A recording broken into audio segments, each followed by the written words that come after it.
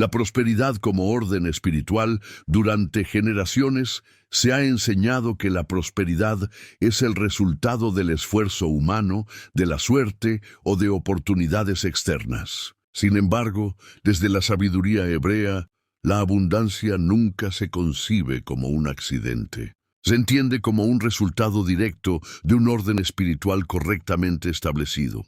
El Salmo 72 es uno de los textos más profundos de las Escrituras cuando se habla de provisión, pero no lo hace desde una perspectiva materialista. No presenta el dinero como un fin, presenta la justicia como el fundamento y la prosperidad como una consecuencia inevitable cuando ese fundamento está bien colocado. Este salmo está asociado al reinado de Salomón, un rey recordado no solo por su riqueza, sino por la sabiduría con la que gobernó. Y el inicio del salmo revela un detalle clave que muchas veces pasa desapercibido. Salomón no comienza pidiendo abundancia, comienza pidiendo juicio correcto. Oh Elohim, da tus juicios al rey y tu justicia al hijo del rey. Salmo 72, versículo 1. Desde el pensamiento hebreo, este orden no es casual. Primero viene el mishpat, el juicio alineado con la verdad. Luego viene la provisión, nunca al revés. La palabra mishpat no se limita a leyes o normas externas. Habla de la capacidad de discernir correctamente, de decidir con equilibrio, de actuar conforme al orden del Eterno incluso cuando eso implica renuncia personal. Por eso el Salmo 72 no es solo un texto sobre un rey, es un modelo de vida, un modelo donde la abundancia fluye porque hay integridad en la raíz. El Salmo describe a un gobernante que no actúa desde el ego ni desde la ambición personal. Gobierna para defender al pobre, para proteger al necesitado, para rescatar al afligido, para establecer una justicia que no es teórica, sino práctica y visible. Desde la sabiduría hebrea, este punto es esencial. La provisión no se activa por declaraciones vacías. Se activa cuando la vida está alineada con la verdad. El texto muestra que cuando la justicia se establece en la autoridad, la creación responde. La tierra produce fruto. La paz se prolonga. La provisión deja de ser inestable. Este principio atraviesa toda la Escritura. La creación responde al orden. Cuando el orden se rompe, el flujo se interrumpe. Cuando el orden se restaura, el flujo vuelve a activarse. Por eso el Salmo 72 no presenta la prosperidad como algo que se persigue desesperadamente. La presenta como algo que sigue de manera natural a quien vive alineado. Aquí es importante entender algo con claridad. El Salmo no enseña una técnica para enriquecerse, revela una estructura espiritual, una forma correcta de posicionarse delante del Eterno y delante de los demás. La abundancia que nace fuera de este orden puede existir, pero no permanece, no trae paz, no construye herencia. En cambio, la prosperidad que surge de la justicia tiene una naturaleza distinta. No solo suple necesidades, establece estabilidad, construye futuro, sana estructuras internas. Y es en este punto donde el Salmo 72 comienza a revelar una dimensión aún más profunda. Porque la justicia que activa la provisión no se limita al individuo, se extiende, afecta generaciones, rompe patrones antiguos, transforma ciclos completos.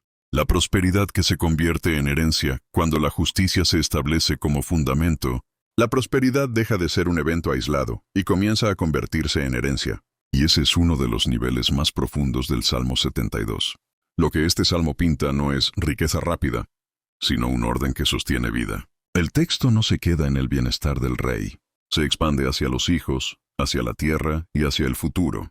En la sabiduría hebrea, la abundancia verdadera siempre tiene dimensión generacional.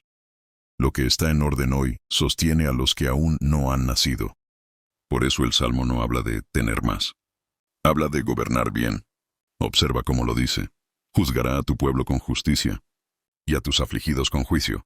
Salmo 72:2. Luego declara que los montes llevarán paz al pueblo. Verso 3. Es un lenguaje de creación respondiendo a un orden moral. La palabra paz no es solo ausencia de guerra. Apunta a Shalom, plenitud, integridad, lo completo. Shalom es cuando nada está roto por dentro. Aquí aparece un principio que corta el ruido de las fórmulas rápidas. La escasez no siempre nace de falta de recursos. Muchas veces nace de desorden moral, de injusticia sostenida y de decisiones torcidas que rompen el flujo. Desde esta visión, la pobreza también puede ser mental, emocional y espiritual. Y en no pocos casos, es heredada. Un patrón que pasa de casa en casa como si fuera normal. El Salmo 72 muestra cómo se rompen esos ciclos. No por repetición automática de palabras, sino por teshuvá, retorno al orden del Eterno. Retorno a una vida donde el poder no se usa para aplastar, sino para levantar. Por eso dice, juzgará a los afligidos del pueblo, salvará a los hijos del menesteroso y aplastará al opresor. Verso 4. Fíjate en la dirección. No promete un cielo de fantasía. Promete un mundo enderezado. El texto retrata a un gobernante que honra la vida del débil, rescata al afligido y no compra prosperidad con opresión. En hebreo, el pobre puede ser Ani, el afligido, y también Ebión, el necesitado sin defensa. El Salmo afirma que el rey librará al menesteroso que clamare, y al afligido que no tuviere quien le socorra. Verso 12. Esa frase es una radiografía espiritual. La provisión se activa donde hay compasión que actúa. En términos hebreos, su autoridad está sometida a mishpat, juicio recto, y su conducta expresa tzedaká, justicia vivida. Esa combinación crea un recipiente capaz de sostener bendición sin corromperse, porque una riqueza sin mishpat se vuelve peso, y una abundancia sin tzedaká se vuelve orgullo. El Salmo 72 enseña que la bendición necesita un vaso limpio para no pudrirse. Por eso la creación responde. La tierra produce, la paz se afirma. La provisión fluye, no porque se manifieste por frecuencia, sino porque el Eterno bendice el orden que refleja su carácter. Cuando la vida se alinea, se abre espacio para la verajá, la bendición que añade sin destruir. Y aquí el Salmo conecta prosperidad con generosidad, pero no con una generosidad manipulada por miedo. Quien vive con temor retiene. Quien vive con emuná, confianza fiel, administra. Dar, en esta visión, no es perder. Es permitir que el flujo continúe. Lo que se estanca se enferma. Lo que circula permanece sano. La semilla no es un truco. Es una práctica de tzedaká. Honrar al Eterno honrando la vida del otro. Cuando una persona decide vivir conforme a esta justicia, no solo mejora su presente, cambia su linaje, rompe patrones de supervivencia, de deuda eterna, de ansiedad constante. Y el Salmo lo dibuja con una imagen poderosa.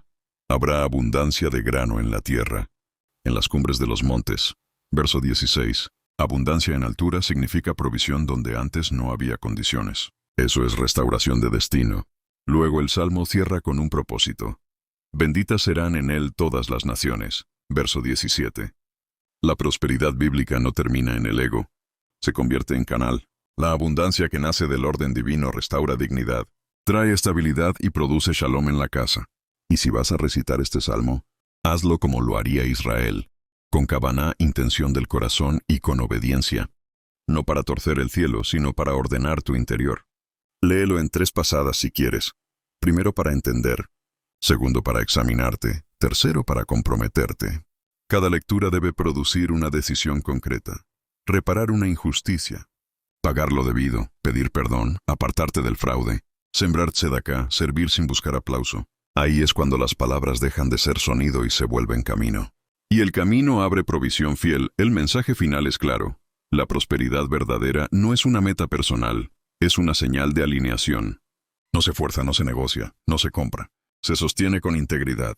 Si quieres cofres celestiales, el Salmo te muestra la llave. Justicia, compasión y verdad.